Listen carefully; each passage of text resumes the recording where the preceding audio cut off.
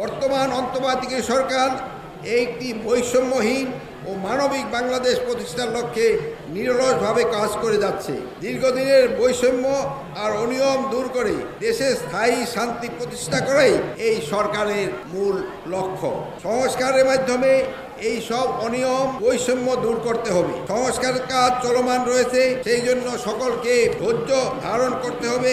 দেশে আইন শৃঙ্খলা পরিস্থিতি আগের চেয়ে অনেক উন্নত হয়েছে। সাধারণ জনগণের সহযোগিতা পেলে এটা আরো ভালো পর্যায়ে নিতে পারবো বলে আমি আশা করি। ধামরাই রথযাত্রা অনুষ্ঠানই বাংলার 1079 সাল থেকে অনুষ্ঠিত হয়ে আসছে। প্রায় 400 বছরের এই অনুষ্ঠান সন্ধে আমাদের ঐতিহ্যের একটি উজ্জ্বল নিদর্শন। আমি জেনে আনন্দিত হয়েছি যে ধামরাইয়ের রথযাত্রা অনুষ্ঠানটি দেশের মধ্যে শ্রেষ্ঠ রথযাত্রা উৎসব।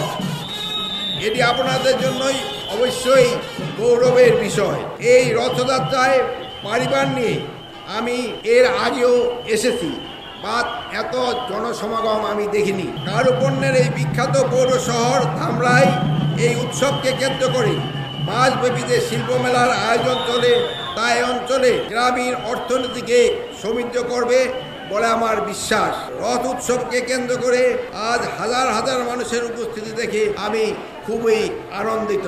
এই সমাবেশ থেকে সহজে অনুমান করতে পারি যে কি বিপুল পরিমাণ আনন্দ উদ্দীপনা মানুষ জাগ্রত হয়েছে। আমি আশা করব আপনারা নিঃসংকোচে নির্ভয়ে শৃঙ্খলার সঙ্গে নিজ নিজ ধর্মীয় অনুষ্ঠান পালন করে যাবেন।